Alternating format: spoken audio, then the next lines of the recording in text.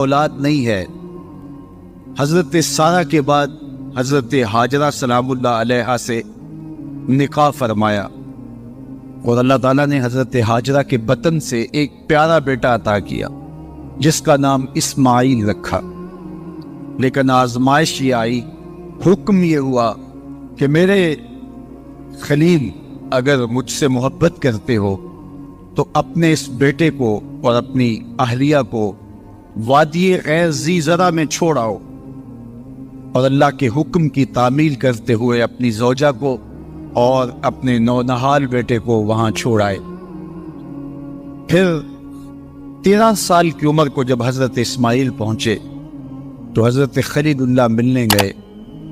ایک خواب دیکھا۔ خواب میں کیا منظر تھا کہ میں اپنے بیٹے کو ذبح کر رہا ہوں۔ اللہ اکبر! یہ کوئی آسان کام نہیں تھا، لیکن نبی کا خواب بمنزلہ وحی ہوتا ہے۔ ہمارے خواب شیطانی وسوسے بھی ہوتے ہیں، الجھے ہوئے خیالات کا عکس اضغاث احلام بھی ہوتے ہیں، اور ہمارے کچھ خواب اچھے بھی ہوتے ہیں۔ نبوت کا 46واں حصہ بھی خوابوں کو کہا گیا ہے، اچھے خوابوں کو۔ لیکن نبی کا خواب محض خیر پر مشتمل ہوتا ہے اور شیطان کے وسوسے کا نتیجہ نہیں ہوتا، یہ اللہ کی طرف سے نبی کو القاء کی گئی بات ہوتی ہے۔ اب حضرت ابراہیم علیہ السلام کو خواب یہ آتا ہے کہ میں اپنے بیٹے کو ذبح کر رہا ہوں، 13 سال کا نونہال بیٹا، اور بیٹا بھی وہ جو اللہ سے دعائیں مانگ مانگ کے لیا گیا۔ حکم ہے کہ اس بیٹے کو میری رضا کے لیے ذبح کر دو۔ اللہ اکبر! حضرت خلیل اللہ اٹھے، بیدار ہوئے اور اس خواب کی تکمیل کے لیے آمادہ ہو گئے۔ اپنی زوجہ سے کہا، زوجہ محترمہ حضرت ہاجرہ سلام اللہ علیہا سے کہا کہ بیٹے کو تیار کر دو، دوست کی دعوت پہ لے جانا ہے۔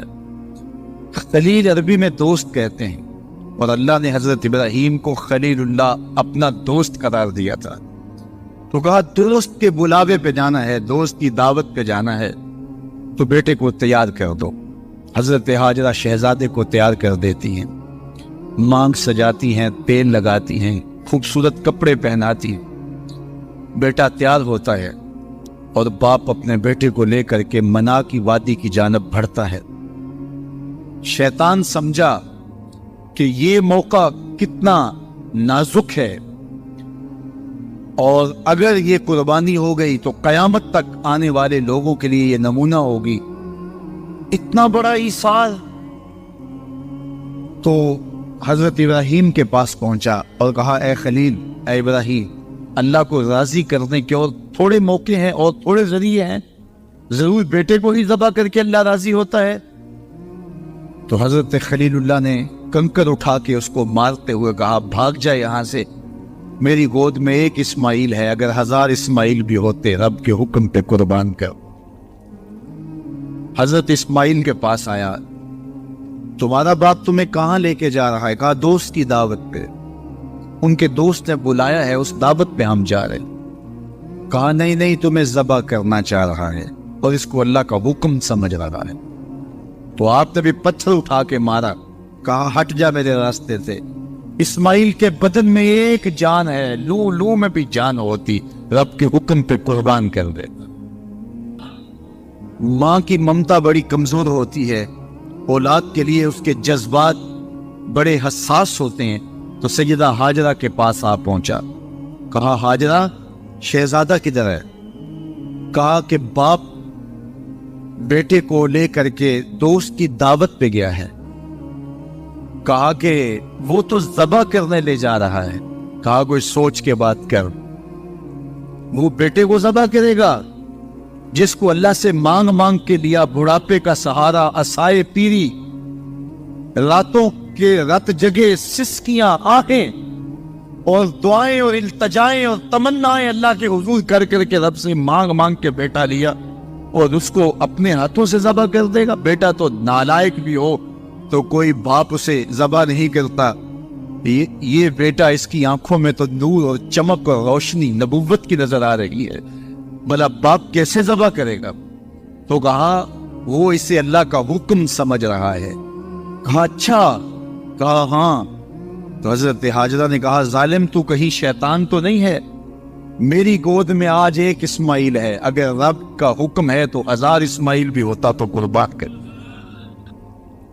ماں کی ممتا پہ قربان جائیے، بیٹے کی وفاداری پہ قربان جائیے، اور باپ کی اللہ کے حکم کی تعمیل اور ایثار کے جذبوں پہ قربان جائیے۔ جب وادی منا میں پہنچے تو حضرت اسماعیل علیہ السلام کو حضرت خلیل اللہ نے کہا یا بنیا، اے میرے بیٹے، کتنا دل آویز لہجہ ہے، کتنا پیار ٹپک رہا ہے۔ اے میرے بیٹے، میں نے خواب دیکھا ہے۔ خواب کیا دیکھا ہے؟ کہ میں یہ خواب دیکھ رہا ہوں کہ میں تجھے ذبح کر رہا ہوں۔ فانظر ماذا ترى، اب تو بتا تیری رائے کیا ہے۔ باپ بیٹے سے کہے کہ میں تمہیں ذبح کر رہا ہوں تو بیٹے کا انداز کیا ہوگا؟ آج تو باپ کسی بیٹے کو زیادہ محبت سے نواز دے تو دوسرے بیٹے شکایت کو نہ ہو جاتے ہیں کہ ہمارا باپ ظالم ہو گیا ہے، کسی وجہ سے کسی کو ترجیح دے دے، اپنے مال میں سے کسی کو کچھ زیادہ دے دے اور وہ اس کا اختیاری مال ہو، لیکن اس کے باوجود بھی وہ اپنے چچاؤں کو، عزیزوں کو، رشتہ داروں کو کہتے ہیں جناب ہمارا باپ منصف نہیں رہا، ہمارا باپ زیادتی کر رہا ہے۔ یار یہاں باپ بیٹے کو کہہ رہا ہے کہ بیٹا میں تجھے ذبح کر رہا ہوں، بیٹے کے تیور نہیں بدلتے۔ یہ فیضان نظر تھا یا کہ مکتب کی کرامت تھی؟ سکھائے کس نے اسماعیل کو آداب فرزند؟ باپ نے کہا بیٹا میں تجھے ذبح کر رہا ہوں۔ بیٹے کا دل آویز جواب سنیے۔ بیٹا سر جھکا دیتا، امتثال امر تھا، حکم کی تعمیل تھی۔ بیٹا کہتا جی جیسے آپ کی مرضی، یہ بھی امتثال امر تھا۔ بیٹا خاموشی سے جھک جاتا، یہ بھی امتثال امر تھا۔ گردہ رکھ دیتا، یہ امتثال امر تھا۔ بیٹا کہتا جی جیسے آپ چاہیں، امتثال امر تھا۔ لیکن بیٹے نے جو جواب دیا قیامت تک اس کو بھی سنہری حروف سے لکھا جائے گا۔ باپ نے کہا بیٹا میں تجھ کو ذبح کرنا چاہ رہا ہوں۔ جواب کیا آیا؟ یا آباتے، اے میرے ابو۔ ذرا دیکھیے باپ کا یہ کہنا کہ میں تمہیں ذبح کر رہا ہوں، اس کے جواب میں تیور نہیں بدلتے، چہرے پر جلال اور غصہ اور عجیب سی کیفیت پیدا نہیں ہوتی کہ میرے باپ آپ کیا بول رہے ہیں۔ لیکن جب باپ بولا بیٹا میں تجھ کو ذبح کرنا چاہ رہا ہوں تو فرما بردار بیٹا کیا بولتا؟ یا آباتے، اے میرے باپ۔ اللہ اکبر، تم تو ذبح کرنا چاہتے ہو۔ یا آبا تفعل ما تؤمر، ابو ذبح کیا ہے، جو کرنا ہے کیجئے۔ یہ نہیں کہا کہ ذبح کرنا چاہتے ہاں ذبح کر لیجیے۔ ذبح کا جواب ذبح سے دینا یہ مکمل فرما برداری تھی۔ باپ کہتا یا آبا، یا بنیا، اے میرے بیٹے میں نے خواب دیکھا، میں تجھے ذبح کر رہا ہوں۔ تو بیٹا کہتا ہاں مجھے ذبح کر لیجیے۔ یا آبا تذبح، ہاں مجھے ذبح کر لیجیے۔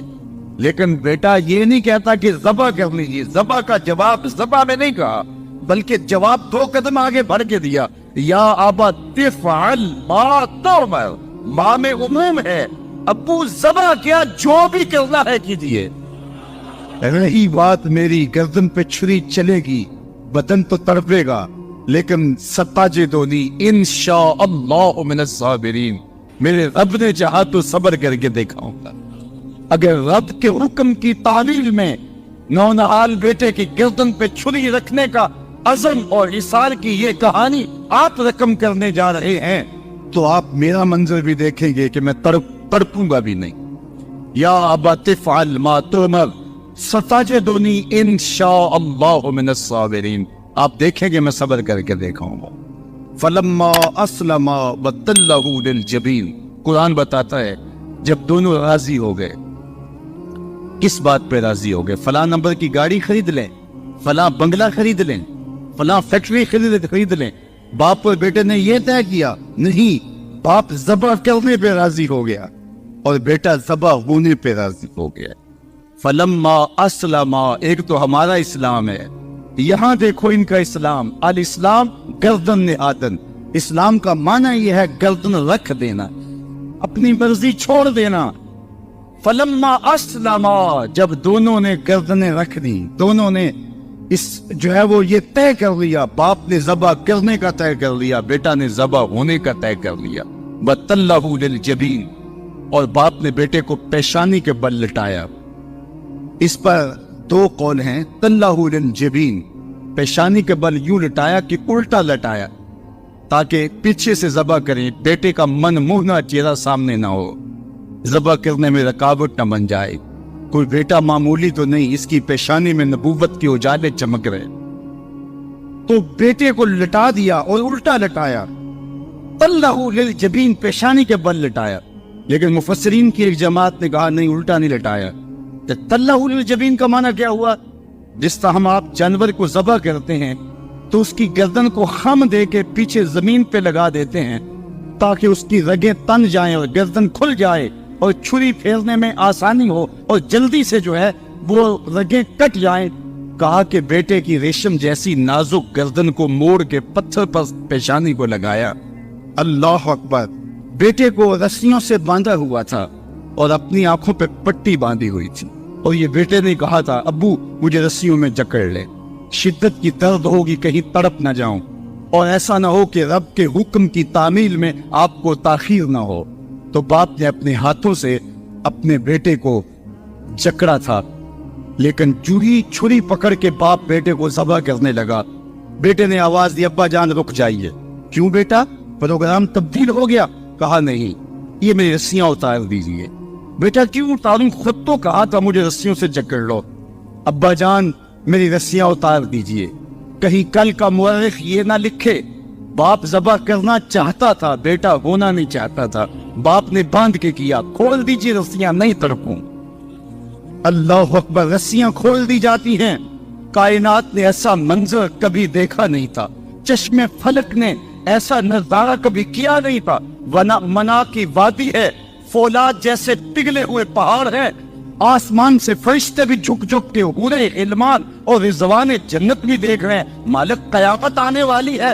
کہا فرشتوں تم نے کہا تھا انسان کو خلیفہ بنایا جا رہا ہے، یہ تو لڑائی کریں گے، سجدے تو ہم کریں گے، ذرا میرے بندے کی اس انوکھی ادا کو بھی تو دیکھ۔ لاؤ سارے سجدے، اپنے قیام لاؤ، اپنے رکوع اور اپنے سجود لاؤ، اور میرے بندے کے اس جذبہ ایثار کے مقابلے میں رکھو۔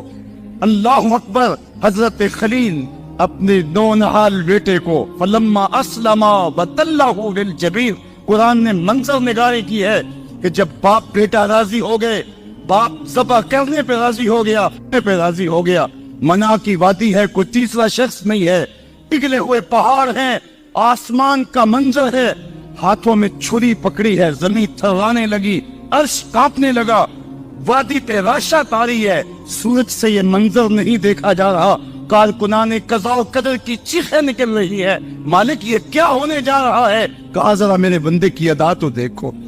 پھر ہاتھوں میں چھری پکڑ کے آنکھوں پہ پٹی بندھی ہے اور نونہال لیٹا ہے، اور پیشانی موڑ کر کے، گردن موڑ کر کے پیشانی زمین پہ لگائی، اور تنی ہوئی رگوں پر حضرت خلیل اللہ نے جب چھری پکڑ کے چھری کو پوری ہمت کے ساتھ بیٹے کو ذبح کرنے کے لیے جنبش دی۔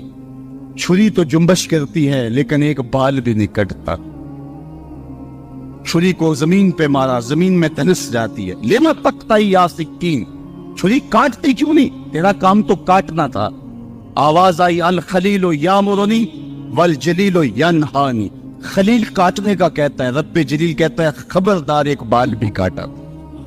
چھری تیرا کام تو کاٹنا تھا، حضرت آگ کا کام بھی تو جلانا تھا، جس نے آگ کو جلانے سے روکا تھا آج اسی کا حکم میرے نام بھی ہے کہ ایک بال بھی نہیں کاٹنا۔ اس سے راستہ اختیار کیا جا سکتا تھا نکلنے کا، میں نے تو چھری چلائی، اب کیا کروں؟ چھری نے کام نہیں کیا، شکر ہوا بیٹا بچ گیا، لیکن نہیں، خلیل سمجھے شاید کوئی دل میں نرمی پیدا ہوئی تو رب نے چھری کو روک دیا، چھری کو پھر پتھر پہ رگڑا، تیز کیا، اور چھری کی نوک کو نازک گلے پہ رکھ کے پورا وزن ڈال دیا، گلا کٹ گیا، خون بہنے لگا۔ حضرت خلیل خوش ہو گئے، کتنا مشکل کام تھا، بیٹے کو ذبح کرنا، میں کر دیا۔ جلدی سے آنکھوں سے پٹی کھولی تو کہا، دیکھا کیا کہ منظر بدلا ہوا تھا، بیٹا سمجھ کے جسے ذبح کیا تھا وہ بیٹا نہیں تھا، وہ دمبا تھا، اور حضرت اسماعیل پاس کھڑے مسکرا رہے تھے۔ بے فاختہ زبان سے نکلا اللہ اکبر، تو حضرت اسماعیل بولے لا الہ الا اللہ واللہ اکبر. پاس کھڑے جبریل جو دمبا لے کے آئے تھے بولے اللہ اکبر وللہ الحمد. ادھر سے آواز آئی وَنَادَيْنَاهُ أَن يَا إِبْرَاهِيمُ قَدْ صَدَّقْتَ الرُّؤْيَا إِنَّا كَذَلِكَ نَجْزِي الْمُحْسِنِينَ. ادھر سے آواز آئی جس سے پہاڑ کی وادی گونجنے لگی, اے ابراہیم تو نے واقعی خواب پورا کر دکھا. وَنَادَيْنَاهُ, سب مترجمین نے اس کا ترجمہ یہ کیا ہے, واو حالیہ ہے, یہ طلباء جانتے ہیں. اس حال میں ہم نے ندا دی. حال کیا تھا کہ دمبا ذبح پڑا ہوا تھا, حضرت اسماعیل مسکرا رہے تھے, جبریل پاس کھڑے تھے. جبریل کا پاس کھڑا ہونا اس بات کی دلیل تھی کہ یہ دمبا وہ لے کے آئے ہیں, اور ان کا مسکرانا یہ ساری کہانی بتا رہا تھا. تو حضرت ابراہیم علیہ السلام نے جب یہ منظر دیکھا تو یقین تو ہو گیا کہ یہ رب کی طرف سے انتظام ہے, جبریل لے کے دمبا کھڑے ہیں.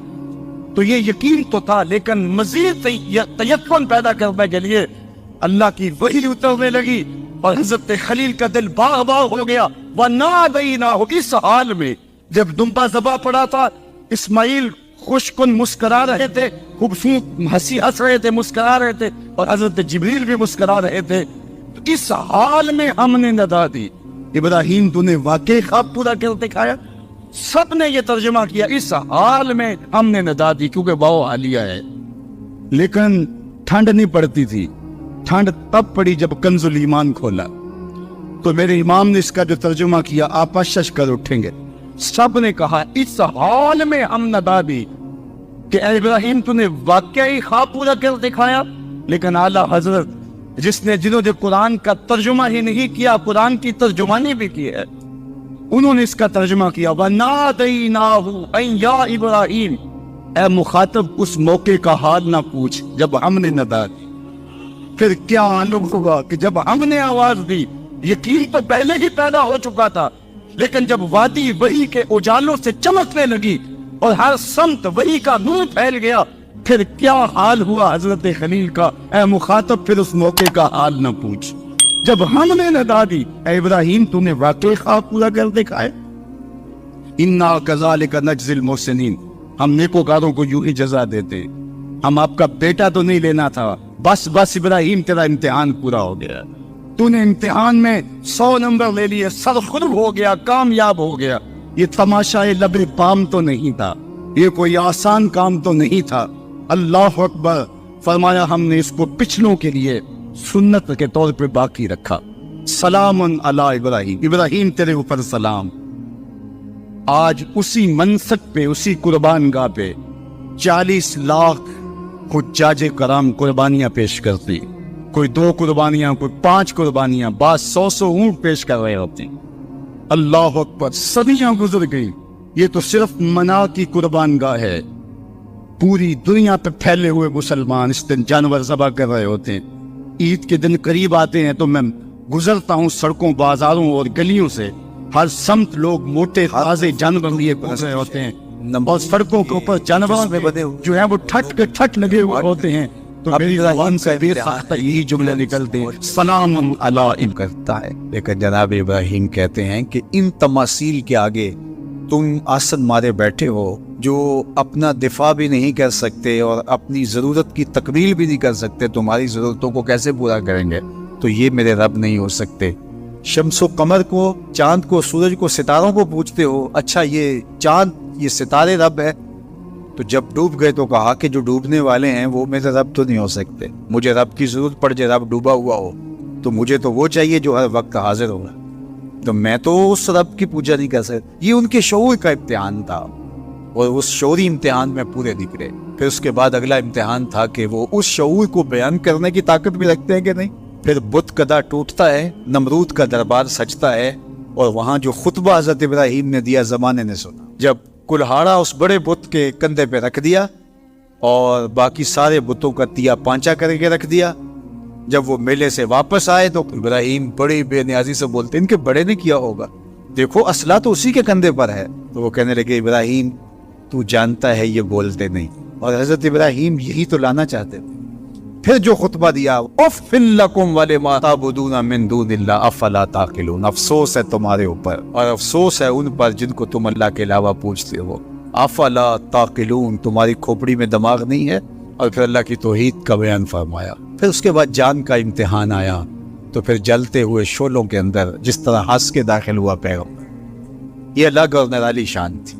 نمرود نے سوچا تھا جل کے راکھ ہو گیا ہوگا چخا میں، لیکن 40 دن کے بعد جب آگ بجھتی ہے تو حضرت ابراہیم انگاروں سے چلتے ہوئے یوں باہر آتے ہیں جس طرح پھولوں پر کوئی نازنین چل کے آ رہا۔ حضرت ابراہیم علیہ السلام کی عادت یہ تھی کہ مہمان کے بغیر کھانا نہیں کھاتے تھے، اور یہ بات ذہن میں رکھو کہ جو کھانا مہمان کے ساتھ کھایا جاتا ہے اس کا حساب نہیں ہوگا، چاہے وہ پرتکلف ہی کیوں نہ ہو۔ تو جب بھی بھوک ستاتی تو کسی شخص کو ڈھونڈ کے لے آتے اور اس کے ساتھ دسترخوان پہ بیٹھ کے کھانا کھاتے۔ ایک دن ایک مہمان کو ڈھونڈ لائے اور کھانا تیار تھا، تو کہا کہ اللہ کا مبارک نام لیجیے اور شروع کیجیے۔ اس نے کہا میں تو اللہ کو نہیں مانتا۔ تو کہا کہ میاں تیرا اور میرا رشتہ کیا ہے؟ میں تجھے اللہ کے نام پہ ہی تو کھلا رہا ہوں کہ تو اس کا بندہ ہے، اور اگر تو اس کا نام ہی گوارا نہیں کرتا تو پھر کیا باقی بچا؟ اس نے کہا روٹی کے چند لقموں کے لیے میں اپنے بت سے بے وفائی نہیں کر سکتا۔ میں بتوں کا پجاری ہوں اور مجھے بھوک بھی لگی ہے، لیکن میں اپنے بتوں سے بے وفائی نہیں کر سکتا۔ تو حضرت ابراہیم نے فرمایا تو اتنا غیرت مند ہے، اپنے بتوں کے ساتھ تیری یہ وفا ہے، تو سن پھر میں بھی اللہ کے نام کے علاوہ تجھے ایک لقمہ نہیں دے سکتا۔ اس نے کہا کوئی بات نہیں، اٹھ کے چلا گیا۔ وہ چلا گیا تو جبریل آ گئے، رب کا سندیسہ دیا، ابراہیم تو نے میرا بندہ ناراض کر دیا۔ یا اللہ وہ تیرا بندہ تھا، تیرا نام لینا گوارا نہیں تھا۔ کہا ابراہیم اس کی عمر کتنی ہوگی؟ مالک 70-80 کے بیٹے میں ہوگا۔ تو کہا اتنا عرصہ ہو گیا نا کہ میں اس کو دے رہا ہوں، تم ایک دن نہیں کھلا سکے۔ اب ابراہیم علیہ السلام ان کو ڈھونڈ رہا، وہ پہاڑ چڑھ رہا تھا، تو آواز دی او میاں آ جاؤ کھانا ٹھنڈا ہو رہا ہے۔ اس نے کہا آ جاؤں گا لیکن تمہارے رب کا نام نہیں لوں گا۔ کہا نہ لینا، آ جاؤ۔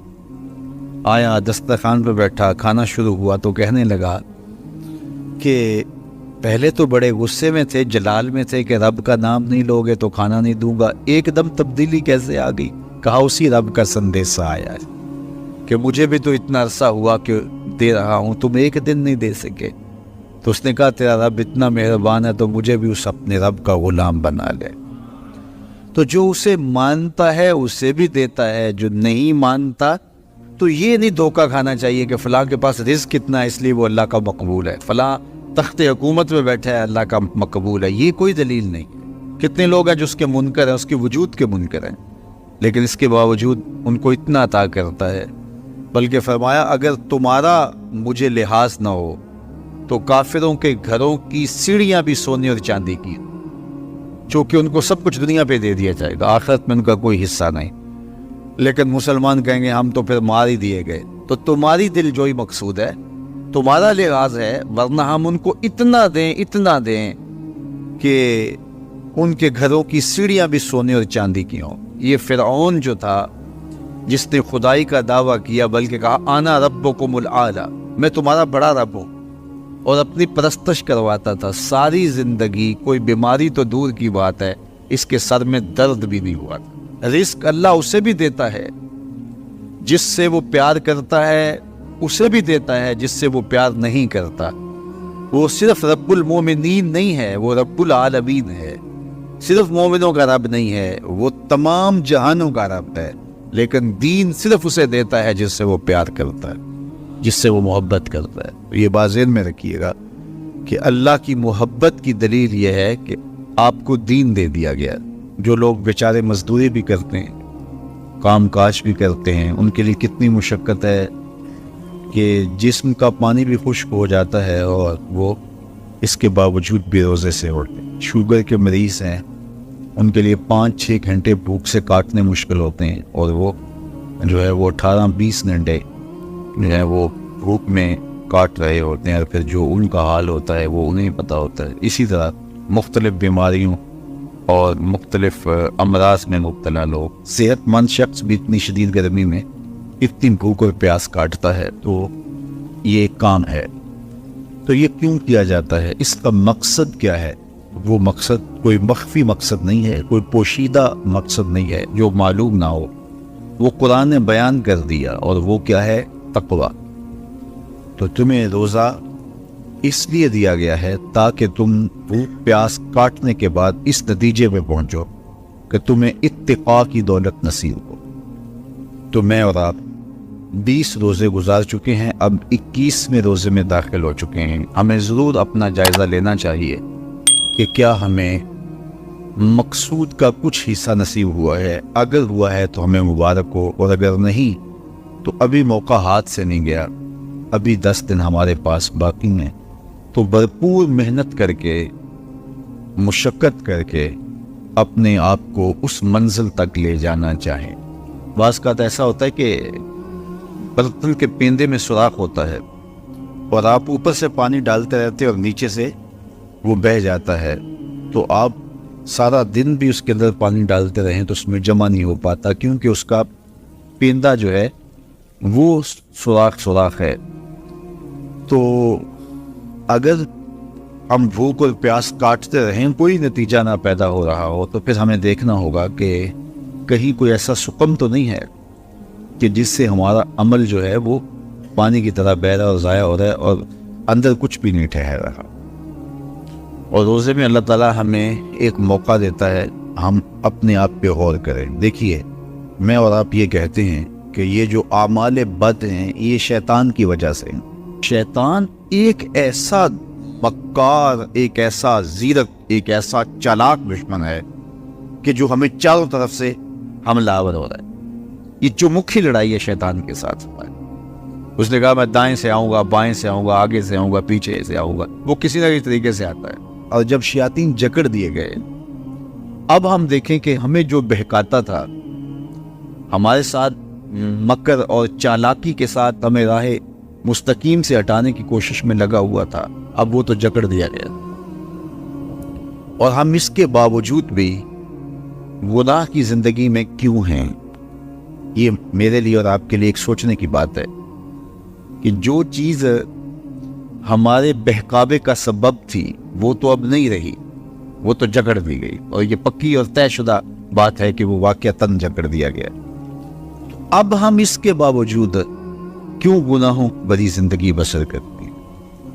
تو ایک ہمارے لیے یہ سوچنے کا موقع ہے، کیا شیطان کی مسلسل صحبت کے نتیجے میں کہیں ہم خود ہی شیطان صرف تو نہیں ہو گئے کہ شیطان بند بھی گیا ہے، اور اس کے باوجود اگر ہم کسی کو دکھ دے رہے ہیں، اس کے باوجود ہم کسی کی غیبت کر رہے ہیں، اس کے باوجود ہم کسی پہ ظلم کر رہے ہیں، اس کے باوجود اگر ہم رزق حلال کی بجائے رزق حرام اکٹھا کر رہے ہیں، تو پھر ہمیں دیکھنا ہوگا کہ کہیں ایسا تو نہیں ہے کہ شیطان کی مسلسل صحبت کی وجہ سے اس کی صفتیں ہمارے اندر تو پیدا نہیں ہوگی، اس نے ہمیں اپنے رنگ کے اندر رنگ تو نہیں دیا۔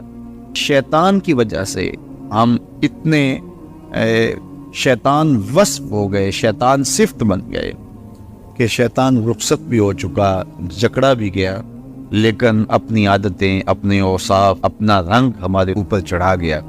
ہم جہاں تھے اور وہیں کے وہیں کھڑے ہیں، اور ماہ سیام ہر سال آتا ہے اور گزر جاتا ہے، اور ہم جہاں ہوتے ہیں پھر وہیں کے وہیں ہوتے ہیں۔ بہت سارے لوگ جو ہیں وہ تو 5 گانہ نماز بھی پڑھنے لگ جاتے ہیں، لیکن رمضان المبارک کے بعد عید کے دن بھی فجر کی نماز چھوڑ دیتے ہیں، اور پھر اس کے بعد نمازوں کا تسلسل۔ تو اس کی مثال بیان فرمائی اس خاتون کی طرح جو سارا دن سوت کاٹتی تھی اور شام کو اپنے ہاتھ سے اس کاتے ہوئے سوت کو توڑ دیتی تھی۔ تو قرآن نے کہا تم اس عورت کی طرح نہ ہو جاؤ جو اپنے ہاتھ سے کاٹتی ہے اور پھر شام کو اس کو توڑ کے ریزہ ریزہ کر دیتی ہے۔ تو جو بھی نصیب ہو، تھوڑا نصیب ہو، لیکن اگر پیندے میں سوراخ نہیں ہے تو ایک ایک قطرہ بھی روز پڑے گا تو ایک دن برتن بھر جائے گا، اور پیندے میں اگر سوراخ ہے تو جتنا مرضی ڈالتے رہو گے ایک قطرہ بھی اس کے اندر نہیں روک پائے گا۔ تو سب سے پہلے ہمیں اپنے آپ کو محفوظ کرنا ہوگا، وہ برائی کے راستے بند کرنے ہوں گے، اور اپنے من کی صفائی اور ستھرائی کے لیے کوشاں ہونا پڑے گا۔ تو یہ رمضان ہمیں سکھاتا ہے، ماہ سیام ہمیں بتاتا ہے کہ ہم کس طرح اپنے آپ کو بچا سکتے ہیں۔ جب بھی کوئی سائل کسی سے مانگتا ہے تو 2 طریقے ہوتے ہیں، کچھ سائل ایسے ہوتے ہیں جو کوئی بات نہیں کرتے، سیدھا کے ہاتھ پھیلا دیتے. ایک تو سائل یہ ہے. اور سائل مانگنے والے جو بڑے اچھے طریقے سے مانگنے کا بھی فن جانتے ہیں، تو ان کا طریقہ یہ نہیں ہوتا کہ کسی کے آگے جا کے بس ہاتھ پھیلا دے. پہلے وہ اس کی تعریفیں کرتے ہیں، پھر جو ہے وہ اس کی رحم دلی کا ذکر کرتے ہیں، پھر اس کے مال و اسباب جو اس کو دیے گئے ہیں ان کے قصیدے پڑھتے ہیں، پھر اپنی وفاداری کا اظہار کرتے ہیں، پھر جھولی پھیلاتے ہیں. تو یہ دوسرا اور مہذب طریقہ ہے.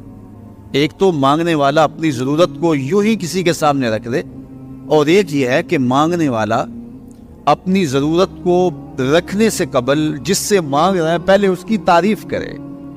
اب بندے اللہ سے ہدایت مانگنے کے لیے کھڑے ہوئے، پہلے تو وضو کیا، صاف ستھرے ہوئے، کانوں پہ ہاتھ لگائے، اس کے بعد ہاتھ باندھ کے ادب سے کھڑے ہو گئے، اور اب مانگنے لگیا تو کیا بولے؟ الحمدللہ رب العالمین. وہ آتے ہیں نا مانگنے والے دروازے پہ، تو کہتے ہیں دوبارہ وسدہ روے، فلاں ہو فلاں ہو، وہ تعریفیں کرنے لگ جاتے ہیں. تو یہ مرحلہ ہوتا ہے. ابھی اس نے سوال لب پہ نہیں لایا ہوتا تو گھر والا پہلے بچے کو کہتا ہے جا اتنے پیسے اس کو دے گیا. میاں وہ تو آپ کی تعریفیں کر رہا ہے، مانگ تھوڑا رہا ہے. وہ سمجھتا ہے جو تعریفیں کرنا شروع ہو گیا یہ مانگنے کے لیے تو کر رہا ہے. اللہ اکبر. تو جب بندہ الحمدللہ کہتا ہے رحمتیں اسی وقت برسنا شروع ہو جاتی. الرحمن الرحیم. میں سخی کی دہلیز پہ کھڑا ہوں جو رحمان بھی ہے جو رحیم بھی ہے، محض اپنے کرم سے عطا کرتا ہے. رحم کی بھیک مانگ رہا ہوں. پھر کیا کہہ رہا ہے؟ مالک یوم الدین. کسی کنگال سے نہیں مانگ رہا، اس سے مانگ رہا ہوں جو مالک ہے، دنیا کا بھی مالک ہے، آخرت کا بھی مالک ہے. پھر اس کے بعد اگلی بات کیا کہتا ہے؟ ایاک نعبد و ایاک نستعین. مالک میں پوچھتا بھی تجھے ہوں اور مانگتا بھی تجھ سے ہوں. دیکھو سائل اس اعتبار سے بھی دو طرح کے ہوتے ہیں. ایک سائل ہوتا ہے جو بائی پاس پہ اترتا ہے، ایک کے گھر کے سامنے جاتا ہے، یہی طریقہ صحیح مانگنے کا، لیکن جاتا ہے کہ گھر کے سامنے تعریفیں کرتا ہے، اور مالک خانہ کو پتہ ہوتا ہے کہ یہ ہمسایہ سے بھی مانگ کے آیا ہے، میرے گھر سے بھی مانگ رہا ہے، اگلے گھر سے بھی مانگ رہا ہے. تو وہ اسے تھوڑا سا آٹا دے دیتا ہے، 1 روپیہ دے دیتا ہے. اس کو پتہ ہے اس نے پورا گاؤں مانگنا ہے، آدھا گاؤں مانگ آیا ہے، آدھا گاؤں اس نے بھی مانگنا ہے. تو سارے 1 روپے دیتے ہیں. ایک تو سائل وہ ہے جو در در پہ جاتا ہے، اور ایک سائل بائی پاس سے اترا، وہاں سے پل عبور کیا، پھر گلی سے گزرتے ہوئے یہاں آیا، اور یہاں آ کے آپ کے ساتھ اس نے کہا کہ میں کسی در پہ نہیں گیا، آپ کے پاس آیا ہوں، اب آپ نے میری ضرورت پوری کرنی ہے. تو پھر 8 آنے 5 روپے تو نہیں دیے جائیں گے.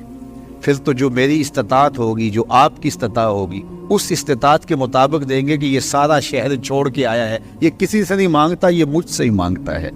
تو پھر آپ اس کی ضرورت پوری کریں گے. اگر آپ کے بس میں ہوا تو مانگنے والا کیا کہہ رہا ہے؟ ایاک نعبد. یہ پیشانی کہیں اور نہیں جھکتی. و ایاک نستعین. یہ جھولی کسی اور چوکھٹ پہ پھیلتی نہیں. وہ کریم، وہ مالک رب جو تمام جہانوں کا رب ہے، میں اس کی دہلیز پہ کھڑا ہوں اور آیا سیدھا اسی کی دہلیز پہ ہوں. نہ اس سے پہلے کسی در پہ گیا ہوں، نہ اس کے بعد کسی در پہ جانا ہے. تو پھر مالک بھی کرم نوازیاں اور رحمتیں اس کی جھولی میں ڈال دیتا ہے. اب اتنی لمبی تمہید باندھنے کے باوجود مانگا کیا؟ ذرا غور کیجئے. یہ وہ ہے جو ہم ہر روز ہر نماز کی ہر رکعت میں مانگتے ہیں، اور مانگنے کا طریقہ کتنا خوبصورت ہے. اور مانگنے والے یوں ہی مانگا کرتے ہیں. پہلے جس سے مانگنا اس کی تعریفیں کرتے ہیں. آپ نے مانگنے والوں کو دیکھا جو سلیقے سے مانگتے ہیں، تیرے بچے وسدے رہیں، تیری جد آباد رہے، تیرا خاندان آباد رہے. وہ مانگتے ہیں اس طرح، پہلے تعریفیں کرتے ہیں، پھر کہتے ہیں تیری فیکٹریاں چلتی رہیں، تیرے جو ہے تیری جائیداد بڑھتی رہے. تو وہ اس کے خزانوں کا ذکر کرتے ہیں، اور پھر کہتے ہیں کہ یہ فقیر نہ مانا تیری چوکھٹ پہ آیا ہے، اس کی ضرورتیں تو پوری کر دے. اب بندہ بھی اللہ کے حضور جب حاضر ہوتا ہے تو مانگنے کا سلیقہ کیا ہے؟ سب سے پہلے کہتا ہے الحمدللہ رب العالمین. میں کسی کنگال کی چوکھٹ پہ نہیں آیا، تمام جہانوں کے پالن ہار کی چوکھٹ پہ آیا ہوں. اسی کی تعریفیں اختیاری بھی غیر اختیاری بھی، واسطے کے ساتھ بھی بلا واسطے کے ساتھ بھی. اسی کی خوبیاں ہیں، سارے اسی کے کمال ہیں، وصف سارے اسی کے ہیں. پھر اس کے بعد کہتے ہیں رحمان الرحیم. وہ رحمان بھی ہے، وہ رحیم بھی ہے. پھر اس کے بعد کہتا ہے مالک یوم الدین، وہ دنیا کا ہی مالک نہیں، آخرت کا بھی مالک ہے، یوم حساب کا بھی مالک ہے۔ پھر اس کے بعد اپنی وفاداری جتلاتے ہوئے کہتا ہے ایاک نعبد و ایاک نستعین، مالک سارا جہاں بس رہا ہے، میں نے کسی سے نہیں مانگا، میں نے جھولی تیری چوکھٹ پہ پھیلائی ہے، میری پیشانی تیرے حضور جھکتی ہے، یہ پیشانی کسی اور کے حضور کبھی نہیں جھکی نہ جھکے گی۔ یہ سب عرض کرنے کے بعد پھر مانگتا کیا؟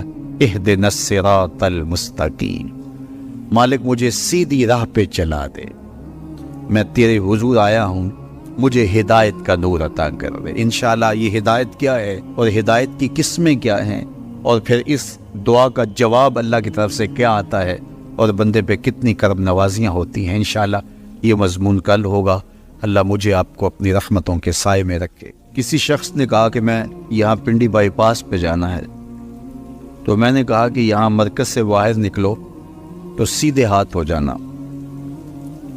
وہاں آگے مین روڈ آ جائے گا تو اس سے دائیں ہو جانا، کچھ فاصلہ کاٹو گے تو آگے بائی پاس ہوگا۔ تو یہ ہے ارات الطریق، راستہ دکھلانا، اس کی رہنمائی کرنا۔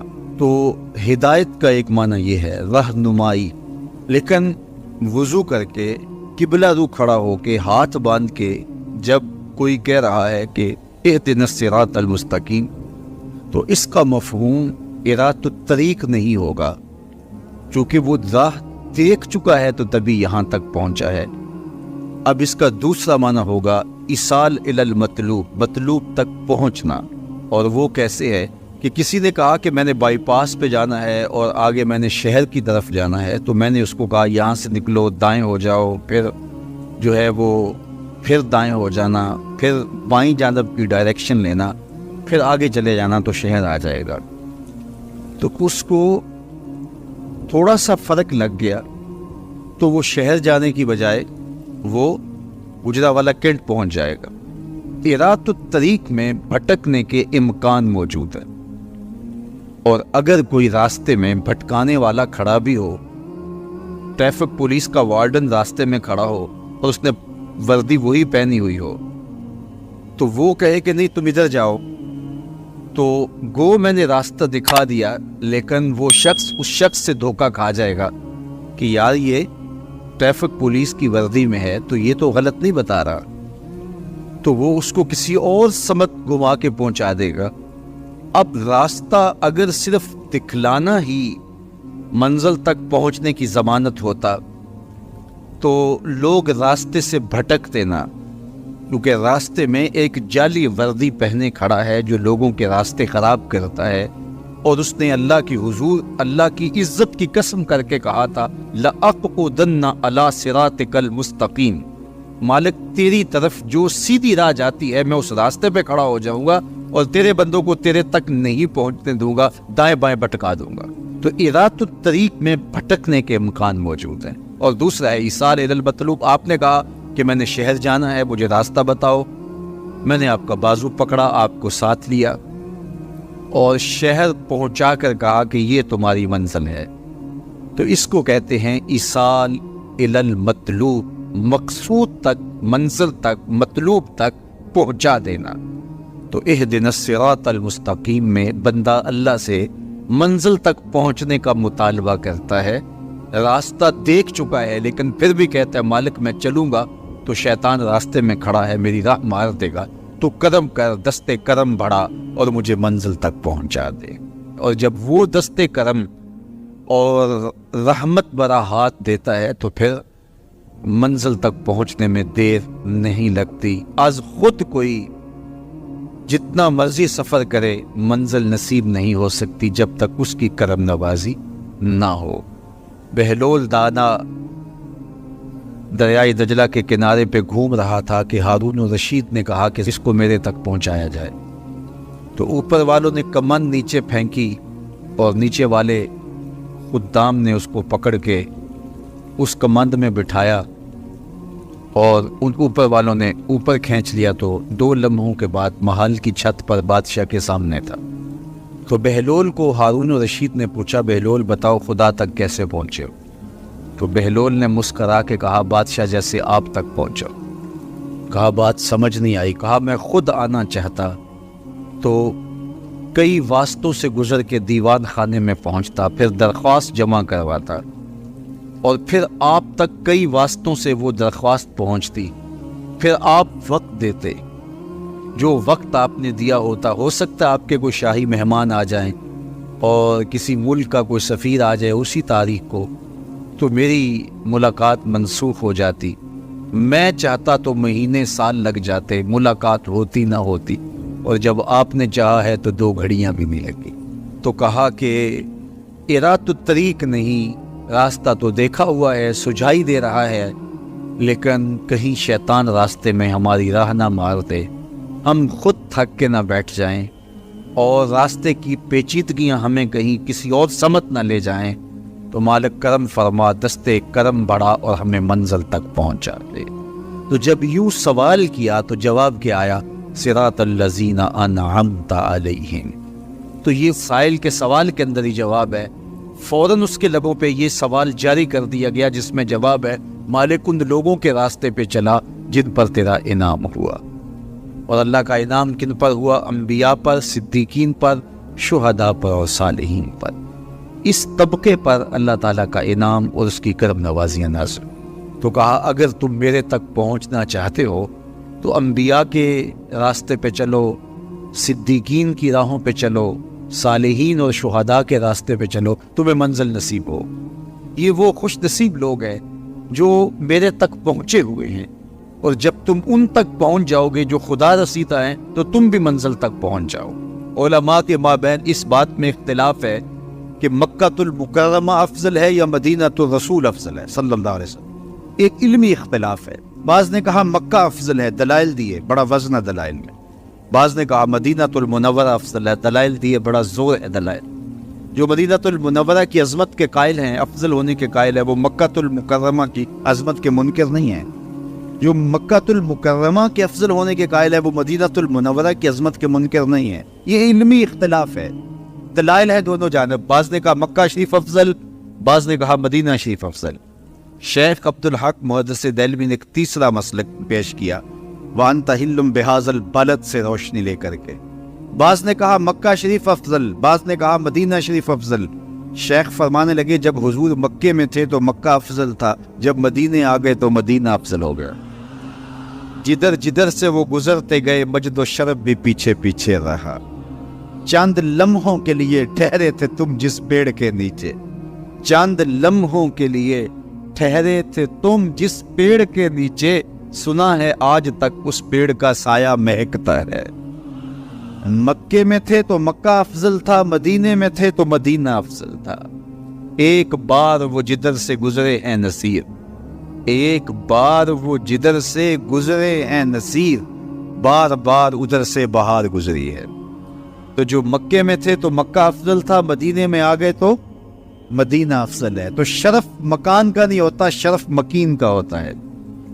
حضرت شیخ شہاب الدین سہروردی علیہ رحمہ سے کسی نے کہا کہ میں ایک مسئلہ پوچھنا ہے۔ آپ نے کہا پوچھئے۔ کہا کہ اس کائنات میں سب سے افضل جگہ کون سی ہے؟ تو شیخ نے فرمایا بیٹا وہی جگہ جہاں حضور تشریف فرما ہے۔ تو مرید نے دوسرا سوال کیا، اگر سب سے افضل جگہ وہ ہے تو پھر ہم جنت کی آرزو کیوں کرتے ہیں؟ تو شیخ نے جو جواب دیا سنیے۔ فرمانے لگے بیٹا جب حضور یہاں ہیں تو یہ جگہ افضل ہے، جب جنت میں ہوں گے تو وہ افضل ہوگی۔ تو مکے میں ہے تو مکہ افضل، مدینے میں ہے تو مدینہ افضل، جنت میں ہے تو جنت افضل۔ جدھر جدھر سے گزرتے جائیں گے مجد و شرف بھی پیچھے پیچھے رہے گا۔ اور یہ میرا جوش خطابت نہیں ہے، میں اس پر ایک حدیث آپ کے سامنے رکھنا چاہتا ہوں کہ شرف مکان کا نہیں، شرف مکین کا ہوتا ہے۔ آپ نے تو یہ مسئلہ علماء سے سنا ہے کہ اگر لوگوں کو پتہ چل جائے کہ پہلی صف کا شرف کیا ہے، اجر کا حجم معلوم ہو کہ کتنا اجر ہے، تو وہ کہیں ہم نے تو کھڑے ہی پہلی صف میں ہونا ہے، تو اس پہ کوڑا ڈالا جایا کرے، اس پہ الجھاؤ ہو جایا کرے۔ اب پہلی صف کون سی ہے؟ یہ جو محراب کے ساتھ والی صف ہے یہ پہلی صف ہے نا۔ لیکن اگر امام مصلی اٹھا کر کے برآمدے میں لے جائے تو مجھے بتاؤ یہ پہلی صف رہے گی؟ اس کو شرف نصیب رہے گا؟ شرف برآمدے کی صف میں چلا جائے اور امام وہاں سے بھی مصلی اٹھا کے صحن میں چلا جائے، تو بتاؤ برآمدے کی صف کو صف اول کا شرف نصیب رہے گا؟ تو یار صدیاں گزرنے کے بعد میرے جیسا امام مصلی یہاں رکھے تو شرف یہاں ہو، مصلی وہاں رکھے تو شرف وہاں ہو، مصلی برآمدے میں ڈال لے تو شرف برآمدے میں ہو، مصلی چھت پہ لے جائے تو شرف چھت پہ ہو، مصلی صحن میں رکھے تو شرف صحن میں ہو۔